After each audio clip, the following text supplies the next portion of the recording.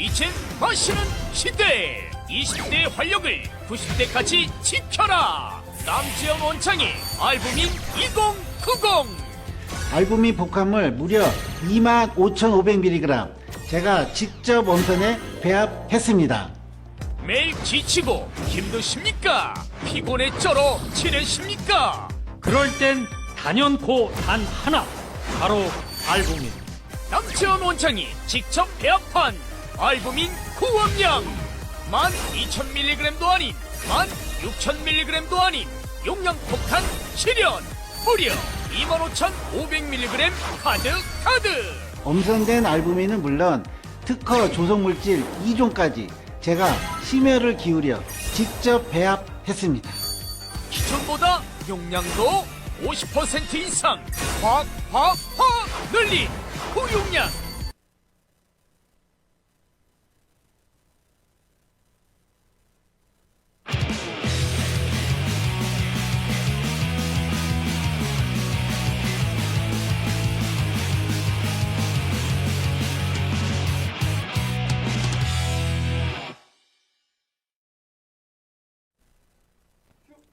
안녕하세요 시청자 여러분, 오늘도 여러분을 찾아온 아시아투데이TV 장혜찬의 정치펀치입니다. 오늘 오후 2시에는 여러분이 우리 아시아투데이TV 시청자분들이 가장 좋아하는 분, 우리 아시아투데이의 주필 고성구 박사님을 모시고 지금 진행되고 있는 공수처의 무도한 수사나 대통령 탄핵 관련된 무리한 사기 탄핵이라는 표현이 국민의힘을 통해서 나왔죠. 이런 전국들 한번 진단하고 짚어보려고 합니다. 안녕하세요, 박사님. 네, 안녕하십니까. 네, 오늘도 이렇게 정치펀치 출연해주셔서 너무 감사하고요. 고맙습니다. 사실 오늘까지도 한남동 대통령 관저 앞에 정말 많은 우리 자유우파 시민분들이 모여 계셨어요. 네. 그래서 그분들 덕분에 사실 공수처가 체포영장 무리한 2차 집행을 포기하고 이걸 뭐 경찰로 넘기겠다는데 네. 제가 방금 뉴스를 보니까 경찰에서는, 국수본에서는 공수처 뭐 문서에 법적인 문제가 있어서 우리가 이거 못 받는다. 서로 옥신각신하고 있는데 이거 우리가 해냈다. 예. 정말 추운 이 날씨에도 관저 앞을 지켜주신 여러분들이 해낸 거다라고 말씀드려도 되는 상황일까요? 그렇습니다. 예. 지금 말씀하신 대로인데요. 지금 경찰의 국수본이 서류 문제라고 하는 게 뭐냐면 영장에 공수처 검사의 수사 지휘 이렇게 돼 있어요. 네. 그러니까 계속 공수처가 하고 우리는 협조하라 그러면 협조할게. 왜 우리한테 떠넘기냐 이겁니다.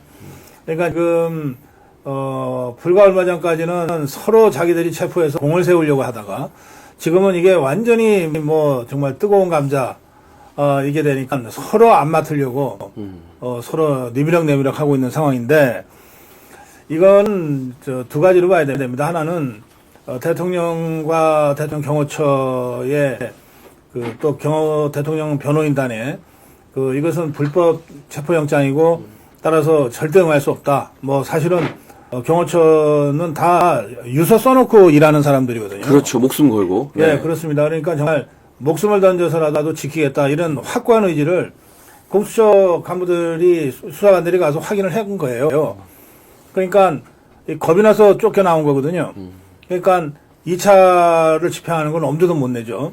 이제 그런 점이 하나 있고, 두 번째는 대통령 지지율이 40%가 나왔는데, 그리고 이게 더 올라갈 것 같은데, 또 자유파 국민들이 여전히 한남동 관저에 뭐 수천 명, 수만 명이 모여서 지금 일주일째 날밤을 새고 있잖아요. 그러니까요. 네. 그런데 여기다 대놓고 뭐 전국주사파 더불어민주당 이재명이가 시킨다고 그냥 시키는 대로 그냥 이러고 다니다가 나중에 상황이 바뀌면 책임은 자기들이 질 텐데 우리 집 못하겠다 이거거든요.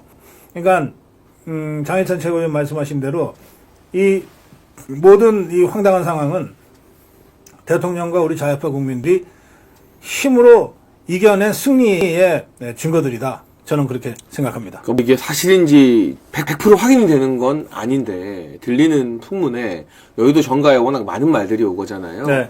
그러니까 대통령 경호처장이 공식 입장도 밝혔지만 예. 경호원들, 경호처 관계자나 실무진들을 다 모아놓고 지금부터는 우리가 대통령 지키려면 목숨을 걸어야 될지도 모른다. 네. 그러니까 각오가 된 사람만 여기 남아라 라고 하니까 한 6, 7명이 쭈뼛쭈뼛 하면서 나갔는데, 나머지를 제외한 사람들은 정말 이 경찰 특수단이 오든, 공수처 조사관이 오든, 뭐 민주당이 뭐 감히 한남동에 들어올 엄두도 못 내겠습니다. 누가 오든 간에 이건 헌법의 차원에서, 대한민국 국격을 지키는 차원에서 목숨 걸 준비가 된 사람들이다라는 말을 제가 건너 들었거든요. 아니, 당연하죠. 그리고 우리 박종준 처장이 정말 이 시국에 사실 윤석열 대통령 덕분에 특혜를 입고 출세한 사람들 다 줄줄이 배신하는 이 마당에 박종준 경호처장 사실 임명된 지 그렇게 오래되진 않았거든요.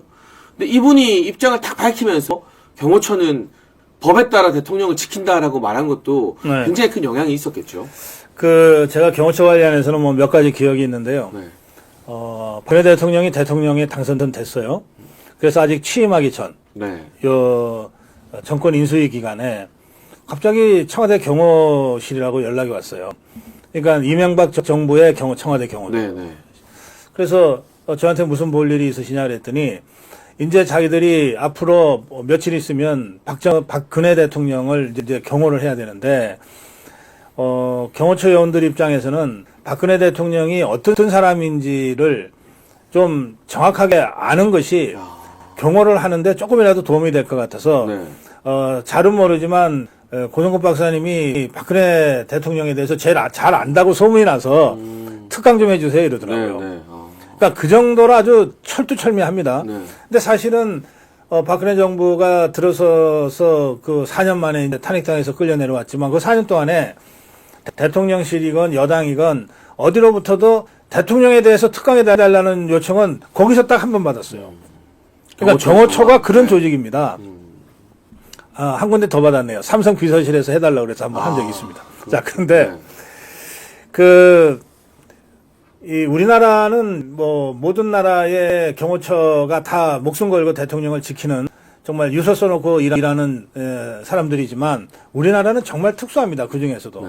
왜냐하면 북한과 전쟁 중에 있는 대한민국의 대통령을 경호하는 그렇죠. 자리잖아요. 네. 실제로 1.1 사태 대통령 암살하러 저 인왕산 끝까지 왔잖아요. 무장공미들이 내려오고 했었죠. 그렇지 네. 않습니까? 또 아웅산 폭탄 테러 사건 있었잖아요. 네. 그러니까 그때 실제로 그 근접 경호하거나 외곽 경호 지원 요원들이 많이 희생당하고 그랬거든요. 그러니까 전쟁 중에 사령관을 지킨다는 각오들이 있는 거예요. 그래서 저는 경호처 요원들이 정말 매일 아침 나올 때 새 옷 갈아입는다고 제가 알고 있어요. 그러니까 이거는 이제 우리 옛날 선비들이 네. 출사할 때 새 옷을 갈아입고 그러니까 죽으면 그 옷으로 돌아오잖아요. 그렇듯이 그 대통령 경호실 요원들은 매일 출근할 때 그 속옷을 다 갈아입고 나온다고 제가 들은 적이 있어요. 그 정도로 진퇴 분명하고 생사관이 남다른 사람들이에요. 네. 이 사람들이 한 300여 명이 요원이고 이게 순환 근무를 하기 때문에 지난 3일 날은 그 중에 200여 명이 이제 몸으로 막았었던 모양인데요. 이 사람들의 그 평소의 태도나 이런 걸 보면 정말 그 자리에서 근데 뭐 공수처나 뭐 여기서 잡겠다고 뭐 총이라도 쏘면 그 총알을 몸으로 막아서라도 지켜낼 그런 각오가 돼 있는 사람들이다. 그들과 맞닥뜨렸기 때문에 그 공수처가 잔뜩 쫄아가지고 도망쳐서 뒷걸음쳐서 도망쳐 나온 거다. 전 그렇게 말씀드리고 싶습니다. 그러니까 사실 많은 자유우파 시민들이 대통령 주변의 고위공직자들 이를테면 뭐 원조로 따지면 한동훈인 거고요. 예. 검찰의 이원석 주장도 있었죠. 네. 그리고 최근에는 헌법재판관을 불법적으로 임명한 최상목, 예, 뭐 최상목 대행의 대행까지 예. 이런 사람들 보면서 좀 힘이 많이 빠졌었거든요. 네. 아니 대통령 덕분에 장관하고 뭐 기재부 맡고 검찰총장하고 출세한 인간들 어떻게 하나같이 다 저 모양이냐? 네. 왜 저렇게 배신을 하는 거냐라는 생각이 있었는데 그 와중에 이 경호처 그리고 박종준 경호처장이 입장 밝히면서 단순히 공수처의 불법적인 영장을 물리적으로 막아낸 것뿐만이 아니라 예. 그 모습과 그 메시지에서 그 한남동에 나오고 광화문에 나온 우리 국민들한테 어떤 울림을 주면서 우리가 할 수 있다. 대통령을 지키고 나라를 지킬 수 있다라는 공감대가 형성되도록 하나의 불씨를 만들어준 것 같아서 저는 이게 그렇습니다. 이게 예. 물리적 영장을 막아낸 것 이상의 엄청난 의미가 있다는 예. 생각이 좀 많이 들더라고요. 그렇습니다. 근데 우리 장희찬 최고위원 말씀을 들으면서 이게 어떤 면에서는 우리 한국인의 DNA에 딱 각인되어 있는 것 아닐까 이런 생각도 들어요. 사실 임진왜란이 났잖아요. 네. 그 제일 먼저 도망간 게 그 고위 공무원들입니다. 그때 그랬죠. 네. 예, 그리고 장군들이에요. 네. 그러니까 그 텅텅 빈 성을 지키던 게 우리 백성들 아닙니까? 의병들이 일어나고 예, 막. 네. 평소에는 맨날 이 관료들 고위 공무원들 지나갈 때는 걷지도 못하고 그냥 무릎 꿇고 앉아 있어야만 됐던 길거리에 천푸덕 지날 때까지 네. 높은 사람들이 이랬던 국민들이 정말 국가가 위난에 처하니까 떨쳐 일어나잖아요. 그 임진왜란 때 수많은 의병들이 나라를 구했는데 그 수많은 의병들의 절반 이상이 남병 조식 선생 문화였습니다. 네.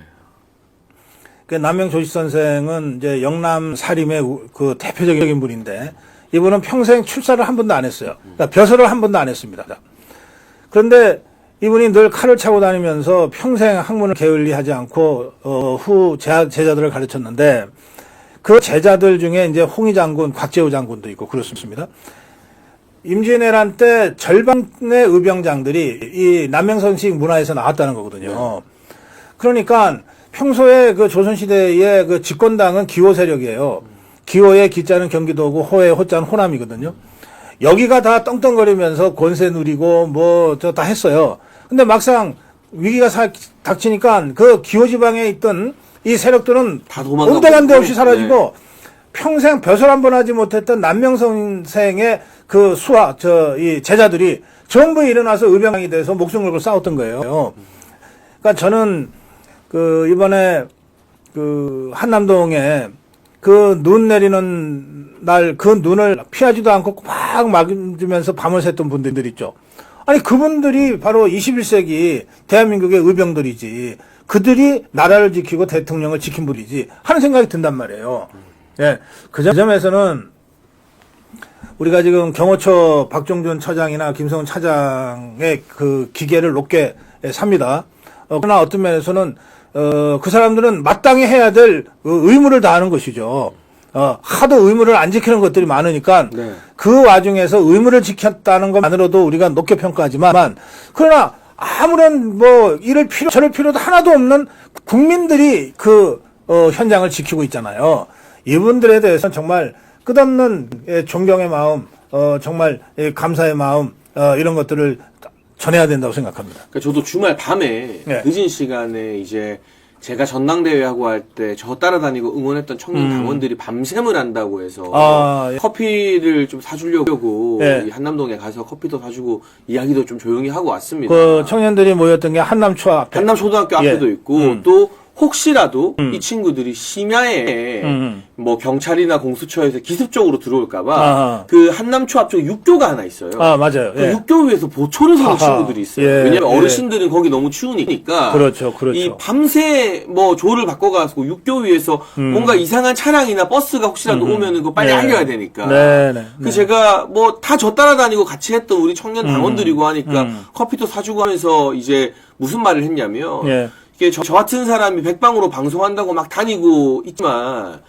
진짜 내가 대부분 다 저보다 후배들이거든요. 동생들이고 네, 네. 30대 초중반에 너네들 보니까 내가 부끄럽다. 정말 너네들이 나보다 훨씬 낫다라는 이야기가 현장에서 그렇죠. 저절로 네. 나오더라고요. 그렇습니다. 그러니까 이번에 예. 이 한남동에 우리 국민들 시민들이 모이면서 사실 또 이 이야기를 꼭 하고 싶은 게 오늘 아침에는 대통령 관저 앞에 약 40여 명의 국민의힘 국회의원들이 나왔거든요. 예. 그러니까 일단 나온 사람들 저는 뭐 칭찬해주고 뭐 뒤늦게나도 네. 나왔으니까 저 박수 쳐주고 싶네요. 주고 싶지만 예. 네. 근데 그 사람들이 먼저 이 싸움을 이끌어간 게 아니라 당연하죠. 우리 국민들이 시작한 싸움에 네. 그 고관대장이나 장군이어야 될 국민의힘 국회의원들은 눈치 좀 보다가 이거 이길 것 같으니까 이제 뒤늦게 달려온 네. 거란 말이죠. 네, 이것도 그렇습니다. 박사님 말씀해주신 임진왜란 때랑 거의 비슷한 네. 모습인 것 같아요. 아니 뭐 이길 것 같으니까 뒤늦게 숟가락이라도 하나 들고 같이 하겠다 그러니까 박수 쳐서 저 환영합니다. 네. 환영하지만 나중에 이 대통령 복귀 후에 이런 것들은 다 좀 정말 차분하게 좀 따져서 평가하고 아니 일이라는 게 그거 아닙니까? 공세운 사람한테는 상을 주고 잘못한 사람한테는 벌을 줘야죠. 이런 신상필벌이 지켜져야만이 나라가 바로 쓰는 것 아닙니까? 네. 예, 그런 것들은 이후에 우리가 꼭 해야 된다고 생각합니다. 그래서 오늘 이 국민의힘의 40여 명의 의원들이 나온 게 정치적으로는 굉장히 큰 의미가 있지만 네. 저 사람들이 끌어낸 게 그 예. 추위에 육교에서 보초 섰던 저희 그렇습니다. 후배 청년 당원들과 연로하신데도 그 한남동 앞을 지키셨던 우리 네. 어르신들 덕분이다라는 네. 생각이 좀 많이 들고요. 근데 저는 이제 주필로 우리 아시아 투데이와 아투 TV를 전체로 이렇게 좀 들여다보는데 우리 장혜산 최고위원이 진행을 할 때 뭐 이제 거의 다 사라졌다고 생각은 합니다만 여전히 몇 분이 따뜻한 스튜디오에서 방송만 하지 말고 현장 나와라 뭐 이런 뭐 그런 분들도 있죠. 댓글도 네. 올리신다 그러는데 네, 네. 아니 현장도 지금 말씀하시잖아요. 정말 꼭 필요할 때 어두컴컴한 때 나 장혜찬입니다 하고 광고하는 게 아니라 정말 거기 있는 분들 찾아서 손잡고 격려하고 아니 이런 게 진짜 우리 자유파가 해야 될 이 의로운 행동이라고 저는 생각합니다. 그럼 점에서는 앞으로 그런 댓글 좀 달지 마세요. 뭐 또 저한테 더 많은 걸 바라고 기대하는 분들의 어떤 기대감이라고 제가 생각하고 있고요. 다들 네. 지금 이 싸움에서 정말 이 육군, 해군, 공군 다 같이 연합군을 형성해야 된다고 저는 그렇게 생각하고 있습니다. 네. 또 그런 차원에서 한 가지 제가 소개드리면 오늘 4시에 고성국 박사님 현장 가셔서 거기 계시는 분들에게 네. 나눔 봉사활동 한다고 하는데 한번 소개 부탁드려도 될까요? 예. 아니, 우리 아미고 회원들이 전국에 한 2만여 명 되는데, 네. 이분들 중에 현장에 맨처럼 나오시는 분들도 물론 계시죠. 근데 정말 여러 가지 이유로 맘만 오고, 몸은 못 오시는 분들이 많잖아요. 그런 분들 있으시죠. 네, 이분들 중에 이제 울산에 계시는 분들이 갑자기 이렇게 현장으로 생중계되는 우리 자유파 유튜브를 보면 알잖아요. 네. 저 추운데 오후 한 서너 시쯤 되면은 배가 출출할 텐데 그 근처는 먹을 만한 데도 많지가 않잖아요. 네. 그러니까 그분들한테 뭐라도 좀 드려야 되겠는데 해서 떡을 보셨어요. 그게 한 750인분? 네. 그래서 그걸 해드렸어요. 네, 네. 그랬더니 그걸 보고 대구에 있는 아미고 본부에서 네. 한 1000명분을 보내셨어요. 네. 그거 제가 어제 했거든요. 네. 그러니까 오늘은 우리 아미고 고문단에서 네. 2000명분을 하겠다. 네, 네. 그 지금 2000명분 나눠드리려면 1시간 반은 걸리는데 어쨌든 가지고 갈 겁니다. 4시에. 그리고 그 떡 전에 이머전시 블랑켓. 네, 네. 이게 영어 이름은 그렇더라고요. 네. 비상 보온용. 근데 갑자기 체온 떨어지고 할 때 덮을 수 있는. 그걸 이제 반짝반짝 하는 거, 흰 거. 네. 은박. 그게 보니까 그만해요. 네. 그냥 이렇게 주머니에 넣고 다니다가. 담배값만 하고 담배값보다 더 가벼워요. 네, 네. 그런데 그걸 펼치니까 전체가 확 펼쳐지면서 온몸을 감쌀 수가 있는데 네. 저게 설마 보온이 될까 했더니 진짜 보온이 된다는 거예요. 근데 그게 일반인들은 잘 모르시기 때문에 일반 다이소 같은 데서는 안 팔아요. 그래서 그거는 아웃도어 전문점에서 판다고 부산의 회원들이 그거를 여기저기 가게에다가 연락을 해가지고 1,400개를 모아주셨어요. 모셔가지고 보내주셨어요. 그거는 돈이 문제가 아니라 정성이 정말 그럼요. 어마어마한 거네요. 그래서 그게 이제 철야 투쟁하던 이틀째 저희들이 그거를 가지고 나가서 나눠드렸거든요. 네. 그러니까 지금 눈 맞으면서 이렇게 은박지 이렇게 몸 감싸신 분들이 거의 대부분 저희 부산 아미고 회원들이 모아주신 이 이머전시 블랑켓 이거로 하신 것 같아요. 하여튼 이게 이제 우리 자유파의 마음이잖아요. 네. 막상 이제 현장도 가보시고 다 하시니까 우리 한남동 현장이나 광화문 현장이 밖에서 볼 때는 무슨 수십만이 모인 집회라서 엄청 막 무서울 것 같지만 전혀 안 그렇잖아요. 네, 네. 거의 그 집회장에 들어가면 그렇게 편안하고 기분 좋을 수가 없어요. 그리고 서로 덕담을 엄청 나누시더라고요. 그러니까요. 정말 나온 사람들끼리. 진짜 네. 좋은 기운들이 모여 있는 거예요. 좋은 기운들이. 그저 좌파 집회하고 완전히 달라요. 맞습니다. 그러니까 그래서 바로 이런 힘이 모여서 지금의 이 국면 전환을 이뤄내고 있지 않느냐, 저 그렇게 생각합니다. 그럼 이제 마지막으로 이 공수처 이 체포영장 집행과 관련해서 한 가지만 더 예. 박사님의 고견을 여쭤보고 싶은데 네. 지금 일단 공수처의 1차 영장 집행 무산됐습니다. 무산됐어요. 우리 국민들이 해냈습니다. 예. 그 경찰로 넘긴다는데 경찰도 난색을 표하고 있잖아요. 네. 근데 여기서 포기할 저 좌파 카르텔들이 아니지 않습니까? 아니죠. 어떻게든 체포영장을 연장하든 아니면 아예 사건 자체를 경찰로 넘기든 뭔가 이 좌파들의 2차 음모가 도사리고 있을 것 같은데 네. 계속해서 그러면 한남동 관저 앞을 사는 게 앞으로의 가장 중요한 전선이 될까요? 좀 어떻게 전망하십니까? 우선은 이제 오늘 12시까지로 집행이 안 되면 이제 체포영장은 이제 휴지장이 되는 겁니다. 1차 영장 이제 무효가 되는 거죠. 그렇습니다. 네. 그리고 나면 경찰이 넘겨봤든 뭐 하든 이자들이 다시 한남동 앞에 나타나서 대통령 체포하겠다고 협박을 하려고 그러면 네. 뭔가 종이 쪼가리 하나는 들고 와야 됩니다. 법원이 발행한 체포영장을 다시 발부받아서 갖고 와야 되거든요. 그건 우리가 알게 돼요. 적어도 변호인단은 알게 된단 그렇죠. 말이에요. 네. 그러니까 그게 3일 후가 될지 일주일 후가 될지 모르지만 그때까지는 뭐 아무 가서 문 열어라 나 체포한다 이건 아니잖아요. 그렇죠. 네. 그러니까 일단 오늘 밤 12시까지 지킨 다음에는 한남동의 관저 앞은 극소수는 계속 남아서 상황을 좀 볼 필요는 있지만 일단은 다 해도 괜찮습니다. 네. 다시 내일 모이든 일주일 후에 모이든 그때 필요할 때 다시 모이면 돼요. 이제 중요한 것은 일단 주 전장터가 한남동 관저 앞에서 이제 헌재 앞으로 옮겨집니다. 어쨌든 헌재는 변론을 시작했고 그렇죠. 그리고 윤석열 대통령은 헌재에 가서 한 번은 직접 육성으로 얘기하겠다고 하고 있으니까. 그걸 생중계하라라는 게 네, 대통령실의 그렇습니다. 요청이고요. 그래서 헌재 앞으로 전장터가 옮겨지면서 매주 토요일 날 하는 광화문 집회는 그것대로 계속 합니다. 왜냐하면 지금 뭐 200만, 300만이 모이고 있기 때문에요. 네. 헌재 앞에서 2, 300만 명이 모일 공간이 없어요. 거기 안국역 그쪽에 굉장히 네. 좁잖아요. 길이. 예, 그렇습니다. 네. 그래서 뭐 광화문에서 안국역까지 이렇게 멀지가 않기 때문에 일단 토요일 광화문 집회는 광화문에서 계속 하고 네. 필요하면 거기서 안국역까지 그냥 정말 급한 걸음으로 달려가도 20분, 30분이면 도착하는 곳이니까 네. 그렇게 해서 토요일 날 광화문에 모여서 안국역까지를 커버하고 또 토요일이 아닌 날, 평일 날은 광화문 대국본에서 대한민국 이 구하기 위한 이 운동본부에서 헌재 앞에 좀 질서 있는 그런 집회를 역할 분담을 해서 해나가는 방식으로 장기전을 해야 됩니다. 우리가 윤석열 대통령이 대통령직에 복귀하기 전까지는 이 대중 집회라고 하는 투쟁 방식을 포기할 수가 없어요. 네, 네. 왜냐하면 우리 자유파가 갖고 있는 게 몸뚱아리밖에 없거든. 뭐 언론이 있습니까? 뭐가 있습니까?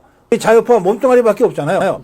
이 몸뚱아리로 헌재 재판관들한테 잘못된 판단을 내리지 못하도록 계속해서 경고하는 그런 광화문 국민혁명 집회는 대통령 복귀하는 그날까지 계속돼야 된다고 생각합니다. 그러니까 박사님의 전망을 제가 짧게 요약해 보면 예. 일단 체포영장의 효력이 오늘 밤 12시로 종료가 되니 그 이유는 이제 광화문과 헌재 앞쪽으로 네, 그렇습니다. 우리의 힘을 좀 집중하고 만에 하나 경찰이나 국수본 또는 공수처가 추가적인 영장을 신청해서 발부가 된다면 그건 우리가 반드시 알게 되거든요. 그렇습니다. 언론 보도도 나올 거고 네. 그리고 그 좌파 언론들도 카르텔이기 때문에 네. 어딘가 한겨레나 경향 이런 데서 단독이 하나 터질 거예요 분명히. 예. 그럼 그걸 보고 그때 다시 예. 또 전열을 정비해서 한남동 관저 앞으로 모이면 된다. 그렇습니다. 예. 이런 말씀을 해주셨고 네. 중요한 건 이 박근혜 전 대통령 때처럼 보수 진영이 그냥 모든 걸 포기하고 탄핵을 받아들이는 게 아니라 국민의 절반 이상이 탄핵을 반대한다는 걸 헌법재판관들과 저 언론사 카르텔들에게 보여줘야 된다는 사실이잖아요. 그렇습니다. 예. 그래서 우리가 계속 모여야 된다는 건데 한 가지 고무적인 것은 우리 아시아투데이도 이제 메이저 언론으로서 종합일간지로서 매번 그 한남동과 광화문 집회를 지금 촬영하고 생중계하고 있잖아요. 그렇습니다. 예. 근데 그전에는 다른 언론들은 여기서 사람이 아무리 많이 모여도 약간 투명인간 취급을 하다가 최근에는 조금씩 논조가 바뀌고 이 대통령 탄핵을 반대하는 국민들이 이렇게 많구나 열기가 이렇게 안 죽고 더 뜨거워지는나의 기성 언론들도 좀 뜨거 놀라면서 예. 약간씩 전반적인 사회의 기류가 바뀌고 있는 것 같아요. 그렇습니다. 박사님. 예. 네. 뭐 조중동 하는데 네. 뭐 조선이 제일 그래도 일종의 시그너처인데 네. 예, 조선 논조 오늘 아침에 보시면 아시겠지만 많이 바뀌었어요. 이제 이게 특히 이 기성 언론들이 자기들이 봐도 황당한 상태는 뭐냐면 내란죄를 뺀 거예요. 지것들은 어쨌든 내란죄를 범했다고 대통령을 탄핵해야 된다고 계속 그 기조로 써왔는데, 그렇게 몰아왔는데, 아니, 갑자기 이것들이 내란죄를 뺀다 그러니, 이게 완전히 닥쳤던 개꼴이 된 거 아니에요. 네. 그래서 급격하게 논조가 좀 바뀌고 있어요. 그리고 대통령 지지율 40%. 네. 이거 우리 아시아투데이가 조사해서 발표했잖아요. 그렇죠. 네. 그러면 기성 언론이 다른 언론사가 여론조사한 거를 제대로 보도해 줍니까? 얼마나 인색합니까? 일부러 개무시하고 그러는데. 네, 반영을 거의 안 하죠. 근데 이번에 굉장히 많은 언론들이 다 아시아투데이 조사를 인용해서 보도를 했어요. 네. 그것도 상당히 중요한 뉴스로 보도했어요. 그러니까 뭔가 굉장히 크게 바뀌고 있는 거예요. 그래서 민심이 바뀌고 이런 역학관계가 바뀌고 따라서 대통령 탄핵을 당연시하고 탄핵 이후 상황을 그림 그려왔던 조중동과 기성 언론들도 아이고 우리가 헛다리 짚었네, 잘못하면 우리가 죽겠네 해서 급하게 지금 방향을 바꾸고 있는 중입니다.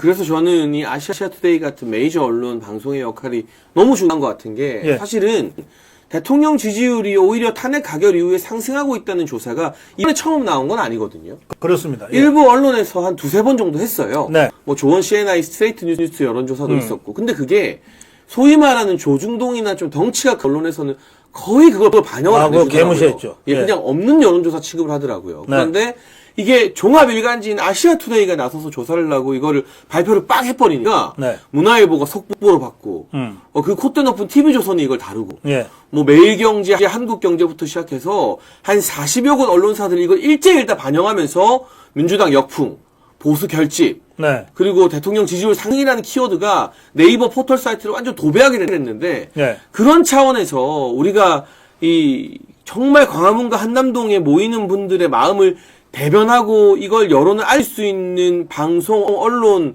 또 이런 기사의 역할이 굉장히 중요하다는 생각이 좀 많이 듭니다. 그럼요. 우리가 8년 전에 여론전에 일방적으로 밀려 때문에 네. 박근혜 대통령을 정말 어이없이 잃었는데 네, 네. 지금은 비록 언론 지형은 여전히 우리한테 불리하지만 우리가 일방적으로 여론전에서 밀리는 건 아니거든요. 그렇진 않죠. 네. 예. 그러니까 이런 이제 아시아투데이가 특히 종합일간지 중에서는 거의 유일하게 탄핵 반대를 거의 공개적으로 주장을 해왔지 않습니까? 네. 그런데 이런 주장 저런 주장은 다 있을 수 있어요. 근데 조사는 객관적인 숫자잖아요. 조사를 딱 내보이니까 이제 더 이상 기성 언론들도 안 따라올 수 없게 된 거죠. 그리고 그 조사를 아시아투데이 같은 곳에서 그렇습니다. 의뢰해서 예. 발표했다는데 저는 굉장한 의의가 있다고 보고 있고 네. 또 한 가지 더 제가 박사님 가시기 전에 말씀드리고 싶은 게 예. 이번에 박사님께서 민주당한테 네. 내란 선전죄로 고발이 당하셨어요. 아, 예, 예. 뭐 이 정치인들도 있지만 박사님 그리고 네. 배승희 변호사, 이봉규 TV, 성창경 TV 이렇게 네 분이 네. 표적으로 딱 짚혀서 내란 선전죄로 고발을 당했는데 저는 이렇게 봅니다. 제가 최고위원 할 때 민주당한테 고발 정말 많이 당해봤거든요. 네. 이재명한테 직접 고발 당한 것만 제가 2번이고요. 네. 근데 그 고박 박사님을 딱 집어서 민주당이 고발했다는 건 지금 권국 박사님과 거기에 고발당한 분들이 민주당과 좌파들 입장에서 제일 아프다. 이 탄핵 여론을 망가뜨리고 탄핵 반대 여론을 결집시키는데 이 고발당한 고성국 박사님 중심으로 이 배승희, 이봉규, 성창경 이 사람들이 지금 이 여론전에 있어서 정말 혁혁한 역할을 하고 있다는 걸 좌파들이 어떻게 보면 훈장으로 다준 거나 다름없잖아요. 예. 그러니까 이 박근혜 전 대통령 때는 탄핵을 반대하는 분들이 개별 굉장히 외로운 싸움을 했거든요. 그랬습니다. 예. 이제는 성향이 달라도 평소에는 다른 활동을 했어도 윤석열 대통령이 사기 탄핵 반대라는 하나의 전선으로 이게 좀 연합군이 형성되고 있다라는 느낌이 좀 많이 드는 것 같습니다. 저 전국 수사파들이 훈장 달아줘서 고맙긴 한데요. 네. 아니 근데 이것들이 그래놓고서 내란죄를 뺀다고 그러니까 이거 내란죄 수사도 흐지부지 될 거 아니에요. 저는 사실 경찰이건 검찰이건 법정이건 또는 필요하면 헌재의 증인으로 나가서 아니 이게 어떻게 내란죄냐. 계엄령 발동이 어떻게 대통령의 통권에 속하는 문제인데 어떻게 이걸 내란죄로 엮어가냐. 네, 네. 라고 제 생각을 얘기할 수 있는 좋은 기회다 싶었거든요. 네. 근데 이것들이 내란죄를 빼니까 내란죄 선동 수사도 이게 흐지부지 되지 않을까 좀 걱정이네요. 그래서 사실은 이 내란을 뺐기 때문에 네. 민주당이 박사님을 고발한 내란 선전죄에서도 내란이 빠지면 음. 그냥 선전죄가 되는 그냥 거잖아요. 선전죄가 네. 선전전을 잘한다. 뭐. 나 이런 참 네. 네, 그 정도 의미가 될 것 같은데 그만큼 지금 고성국 박사님과 우리 아시아 투데이 TV가 이 탄핵 반대 여론을 결집시키는데 중추적인 역할을 하고 있다. 그리고 민주당이 얼마나 그게 뼈아프고 눈에 가시 같았으면 속된 말로 이렇게 탁 집어서 박사님을 고발하겠는가. 그래서 이렇게 미디어를 통해서 언론을 통해서 이 탄핵 반대하는 분들의 목소리를 잘 전파하는 것도 너무나 중요하다는 말씀을 드리고요. 그리고 마지막으로 박사님 지금 이제 한남동 현장으로 달려셔야 되는데 네. 며칠 사이에 떡만 뭐 거의 4,000인분 그리고 이 긴급 방한 이 담요 예. 주머니에 넣었다가 정말 저체온 위험할 때 펼치되는 은박 담요도 뭐 1,400개 이상 부산에서 아미고 분들이 네. 주셨다고 합니다. 이분들께 또 지켜보시는 분들께 박사님께서 이제 시작이지만 힘내라고 말씀 예, 부탁드립니다. 그렇게 하겠습니다. 제가 우선 이제 이 자유파 유튜브 관련해서 한 말씀만 좀 드리면, 네. 이제 저 같은 사람은 또 장윤찬 최고위원 같은 분은 주로 이 정치 정세를 분석하고 방향을 제시하는 그런 공중전을 합니다.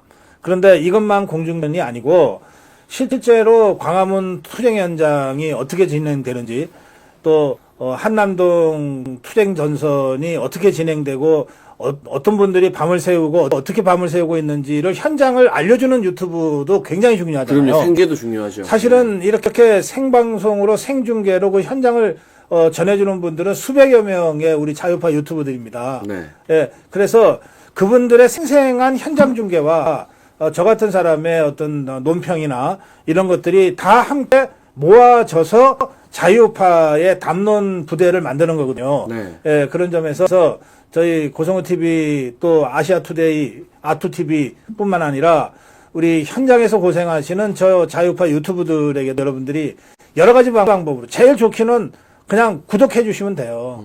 구독해 주시면 되고 좋아요 눌러 주시면 되고 때로는 여러분들 정말 고생한다 싶으시면 슈퍼챗 해 주시면 되는데 저는 고성고 TV 구독해달라, 고성고 TV 슈퍼챗 해달라고는 정말 말씀드린 적이 없어요. 그럼요. 그런데 이 수많은 우리 자유파의 그 전사들, 수많은 수백여 명의 자유파 유튜버들한테는 제가 정말 여러분들께 간곡하게 호소드립니다. 그냥 보시지 마시고 지금 보고 계시는 현장 생중계하는 유튜브, 그게 어떤 유튜브든 상관없어요.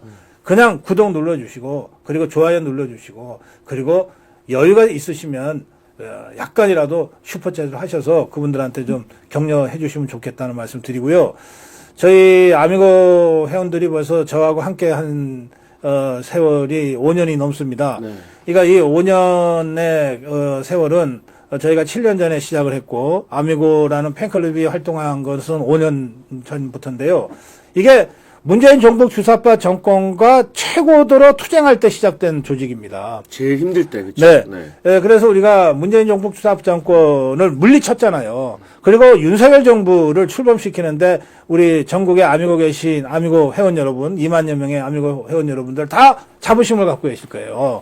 그 자부심이 이번에 다시 탄핵 저지 운동으로 또 윤석열 지키기 운동으로 대한민국 지키기 운동으로 이렇게 확산되고 있다. 그리고 그 과정에서 우리 회원들께서 정말 자발적으로 보내주신 이 일들이 한남동에 모인 또 광화문에 모인 수많은 자유파 국민들한테 뜻하지 아니한 어떤 작은 선물, 뜻하지 아니한 작은 기쁨. 이거 정말 우리 자유파가 바로 이런 사람들이지. 라고 하는 데 대한 어떤 자부심, 자긍심을 갖게 만들었어요. 그런 점에서 제가 여러분께 정말 감사 인사 드리면서 이 투쟁이 일단은 대통령직 복귀 때까지는 계속돼야 됩니다.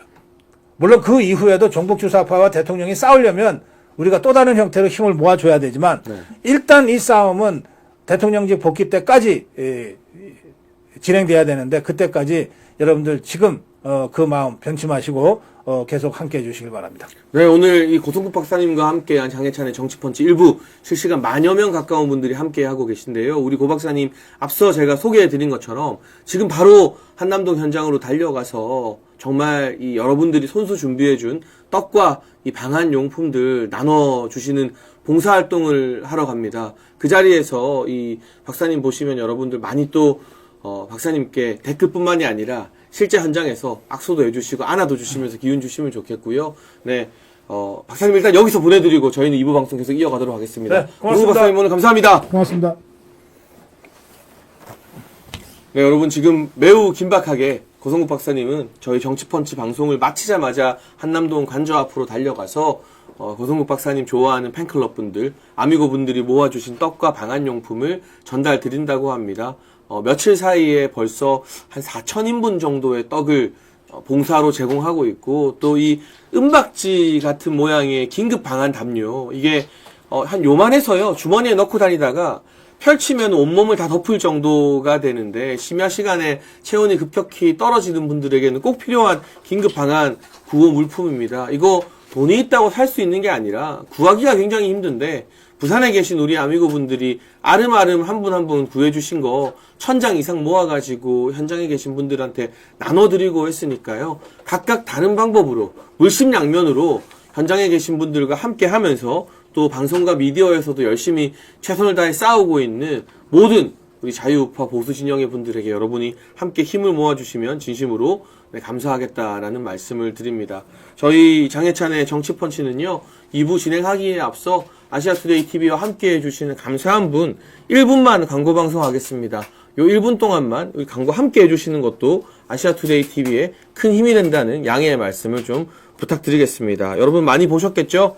이 쌀쌀한 겨울에 면역력 건강관리 위해서 쉽게 마시고 빠른 효과를 보는 남재현 원장님의 알부민을 소개해드립니다. 알부민 간에서 만들어지는 혈관 단백질 성분인데요. 이 마시는 알부민은 근육량 증가, 면역 증진, 염증 억제에 도움을 주는 로얄 젤리 분말과 아르기닌 성분, 그리고 비타민과 아연까지 들어있다고 합니다. 평소 피로함을 자주 느끼는 분, 기력이 떨어지는 분, 술자리나 야근이 잦은 분들에게 도움이 된다고 하는데요. 우리 아투TV 구독자분들을 위한 단독 특가도 준비되어 있으니까요. 아래의 전화번호로 연락하셔서 2+1 단독 혜택 누리시고 저와 함께 겨울철 건강관리 하시죠. 이제부터 어떻게 보면 진짜 윤석열 대통령 돌아올 때까지의 싸움이 시작되기 때문에 우리가 건강관리를 더 열심히 해야 된다라는 생각을 다시 할 수밖에 없습니다. 저도 목을 잠깐 축이고 바로 2부 방송으로 들어가겠습니다.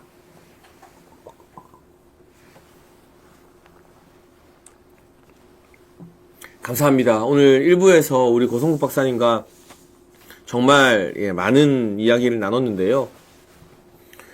이 시간에도 굉장히 많은 분들이 한남동 관저 앞을 뜨겁게 지키고 있고요.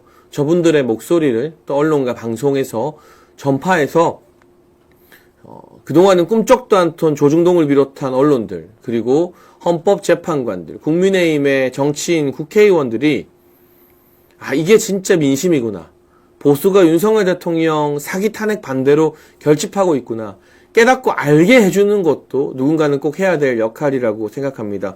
그 일을 하기 위해서 저는 또 제자리에서 최선을 계속해서 다하겠습니다.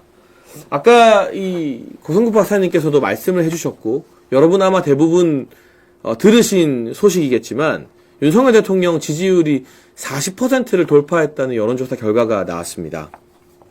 아시아투데이가 한국여론평판연구소에 의뢰한 여론조사인데요.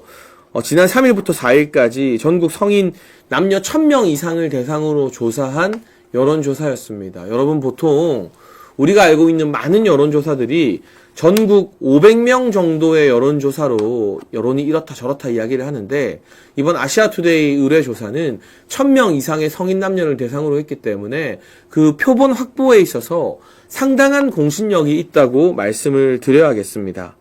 이 조사에서 윤석열 대통령의 지지율은 40%를 기록하면서 비상계엄과 탄핵 가결 이후 최초로 지지율 40%를 회복했습니다.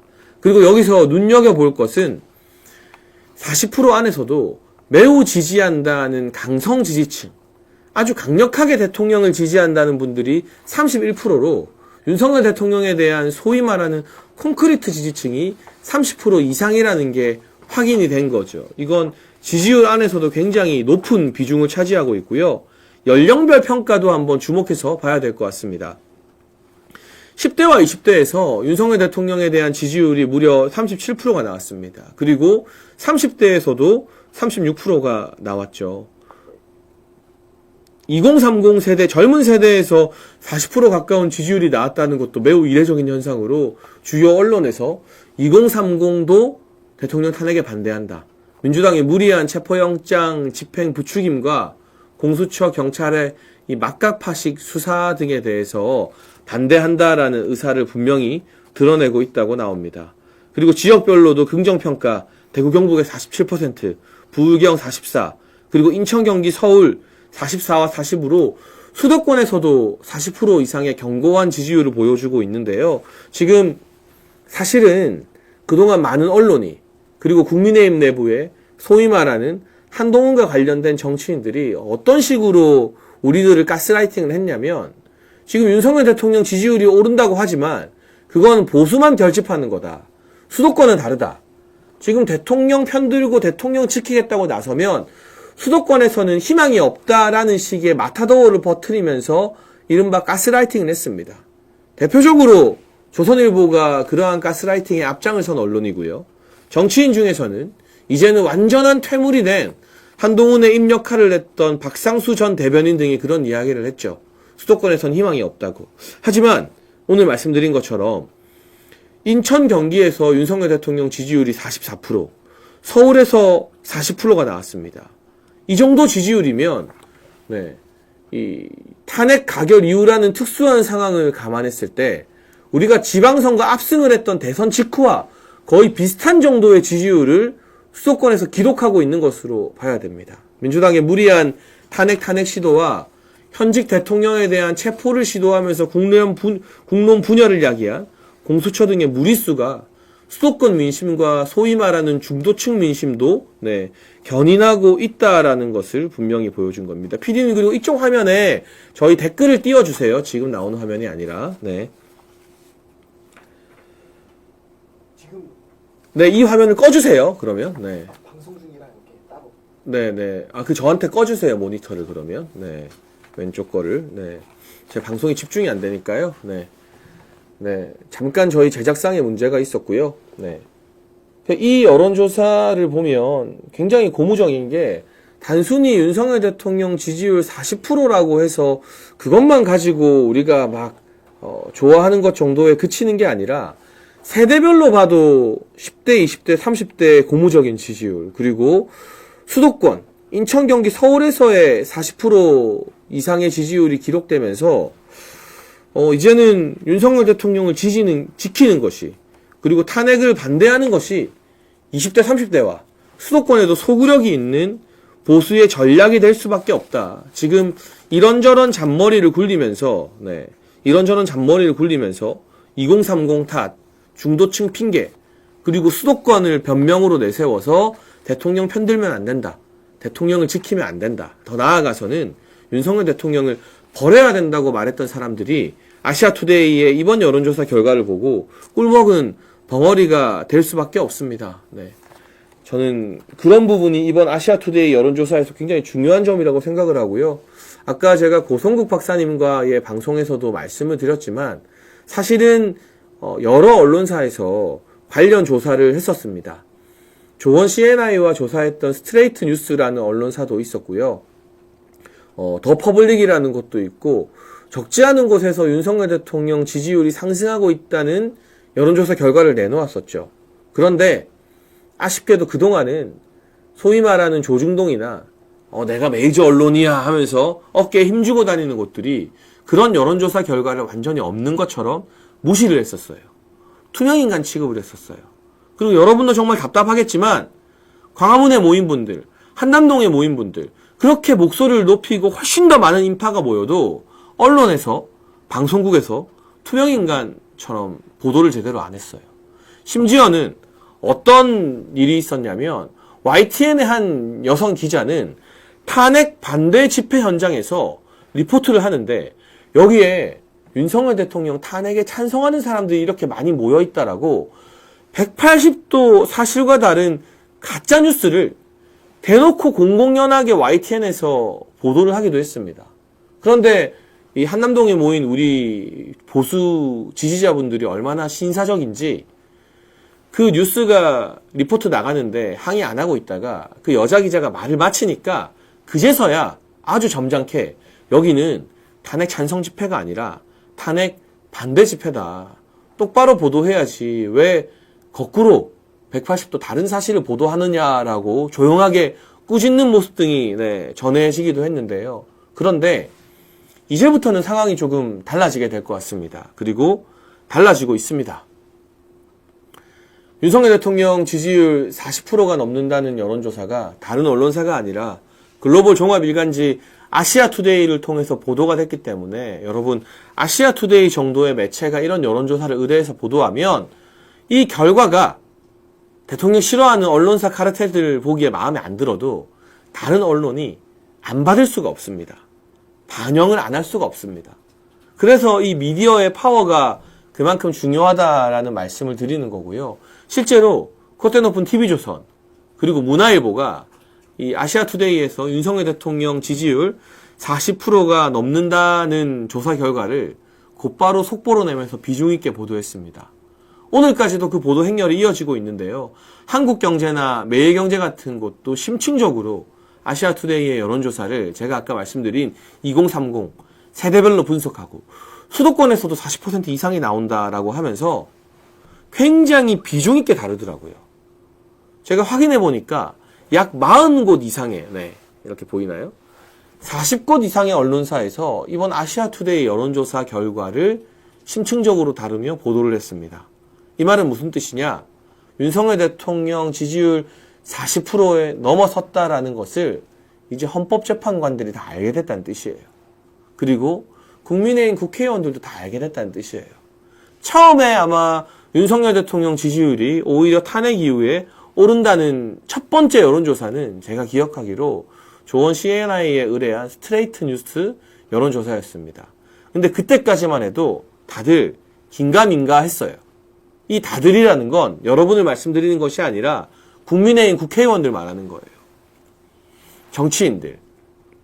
그리고 메이저 언론사와 방송국 관계자들이 긴가민가 했습니다. 에이 설마 탄핵이 가결됐는데 어떻게 대통령 지지율이 오를 수가 있냐.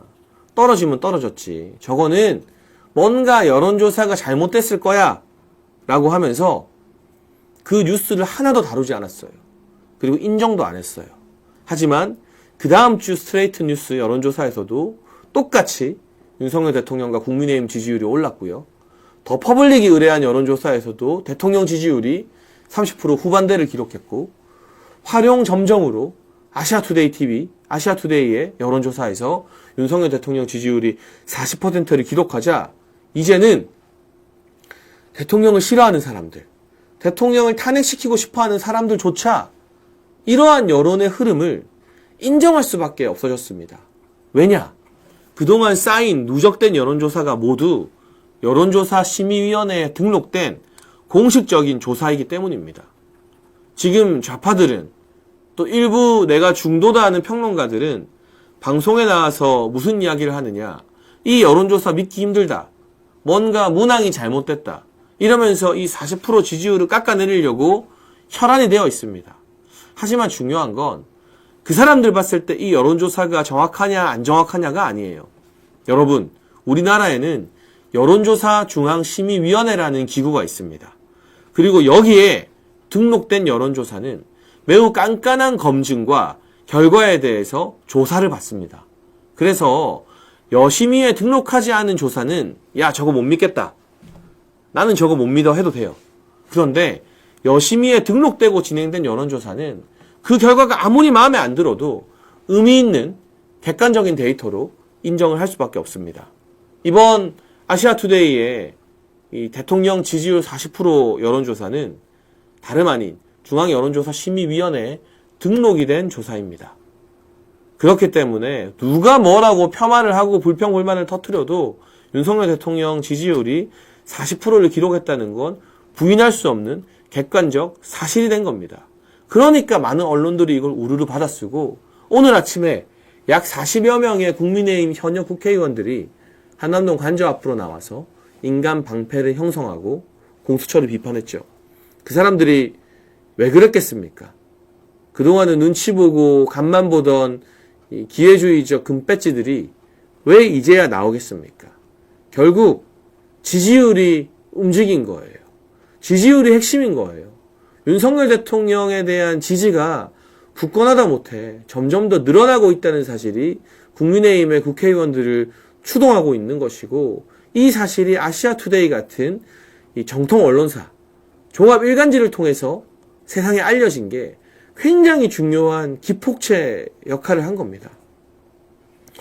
박근혜 전 대통령 때를 자꾸 언급하면서 비교를 할 수밖에 없는데 그때는 너무나 아쉬웠죠. 박근혜 전 대통령의 지지율이 4%로 추락하면서 누구 하나 박근혜 전 대통령 편을 들기 어려운 상황이었고 제대로 가짜뉴스에 대응 한번 못 해보고 와르르 허물어져 내렸습니다. 그렇게 우리가 사기 탄핵을 당했죠. 그런데 이번은 상황이 많이 다릅니다. 무엇보다 국민들의 열망이 다르고 가짜뉴스에 속지 않기 위해서 바로바로 대처하는 분들의 집단지성이 달라졌고 유튜브와 미디어 그리고 방송 환경을 통해서 윤석열 대통령의 입장, 변호인단의 팩트체크를 바로바로 즉각 국민 여러분께 알릴 수 있는 미디어 시스템이 갖춰졌습니다. 그렇기 때문에 기성 언론의 외면과 괄시, 집중 공격에도 불구하고 40% 지지율을 찍으면서 언론의 분위기도 조금씩 바꾸고 헌법재판관들에게도 정당한 압력을 행사할 수 있고 그리고 국민의힘의 국회의원들도 눈치 보다가 야 이제 더 늦으면 안 되겠다. 지금 안 나가면 나한텐 국물도 없겠다 싶으니까 40명이 그렇게 호소해도 나오지 않던 40명이 공개적으로 한남동 관저 앞에서 인간 방패를 형성한 건 아니겠습니까? 지금 만통님 댓글로 국민의힘 의원들 시민들에게 기회주의라고 욕 한 바가지 얻어먹었다라고 말씀하셨는데 물론 100% 이해합니다. 공감합니다. 저도 막 여기저기 목이 터져라 하루 내내 방송하고 언론사 만나면서 이 여러분의 목소리를 전달하려고 하고 밤늦게 육교 같은 데 가서 저희 동생들 당원들에게 커피 사주고 하지만 저도 욕먹잖아요. 그런데 그동안은 꿈쩍 않고 있던 국회의원들이 이제서 나오니까 시민들이 욕하는 거 당연하죠. 그런데 우리가 그 기회주의라고 욕은 하면서도 그래도 늦었지만 오늘 나온 40명 안 나온 나머지 60명보다는 훨씬 낫다. 그래 너네는 우리가 기억하고 응원해 주겠다라고 하는 전략적인 태도도 필요합니다. 제가 공수처가 첫 번째 영장을 집행했던 날 어떤 일이 있었는지를 취재를 통해서 좀 확인을 했는데요. 공수처에서 완전히 아나무인으로 오만방자하게 경호처 직원들을 몰아붙이고 고래고래 소리 지르고 너네 다 체포한다 이런 협박을 했다고 해요. 근데 윤상현 의원이 그때는 혼자였죠. 물론 김민전 의원과 박춘건 의원도 한남동에 왔지만 관저 경내로 들어간 게 윤상현 의원이었는데 국회의원 한 명이 딱 나와가지고 공수처나 경찰들한테 이런 물리적 충돌 일으키면 안 된다. 진정해라. 라고 하니까 공수처의 태도, 특히 그 체포영장을 선도해서 집행하던 공수처 담당 검사의 태도가 완전히 바뀌었다고 해요. 지금 제가 한 가지 충격적인 사실을 하나 말씀드리겠습니다. 이 공수처에서 체포영장을 집행하러 와서 경호처 직원들의 윽박질렀던 사람이 최장우라고 합니다, 여러분. 공수처 검사 최장우. 이 최장우는요, LKB라고 하는 로펌의 소속 변호사였습니다. 이 LKB가 어떤 로펌이냐? 그동안 이재명과 조국, 김경수를 변호해온 로펌입니다. 여기서 끝이 아닙니다. 이 LKB는 지금 윤석열 대통령을 탄핵하겠다는 탄핵 사건에서 민주당의 대리인을 맡고 있는 로펌입니다. 그런데 그 LKB의 소속이었던 사람이 공수처 검사가 돼서 대통령 경호처 직원들을 윽박지르고 협박을 한 거예요. 그러다가 윤상현 의원 한 명 등장하니까 분위기가 바뀌었다고 해요. 국회의원이 우리가 보기에는 마음에 안 들고 참 기회주의적이고 저도 최고위원 하면서 국회의원들과 동고동락해보고 지금 방송으로 맨날 이야기하고 소통하고 있지만 국회의원들 참 마음에 안 들어요. 그치만 국회의원 한 명, 윤상현 의원 한 명 나오니까 그 기세등등하면서 경호처 직원들 윽박지르고 너네 다 잡아간다 체포한다 하던 LKB 소속의 최정우 검사가 공수처의 다른 조사관들이 기가 팍 죽어가지고 야 이거 우리가 함부로 못하겠다 라면서 머뭇머뭇 미적미적거리다가 그날 1시 반에 돌아간 거예요. 오늘 국민의힘 국회의원 40명이 한남동 관저 앞에 진을 쳤죠. 이제 공수처나 경찰이 2차로 체포영장을 설령 신청하고 발부받는다 해도 영장 집행할 때 국민의힘 국회의원들이 이렇게 30명, 40명 관저에 나가잖아요? 경찰 특수부대? 꼼짝도 못합니다. 특수기동단이 아니라 그 특수기동단 할아버지가 와도 국회의원들이 30명, 40명 모여있으면 건드리지도 못합니다.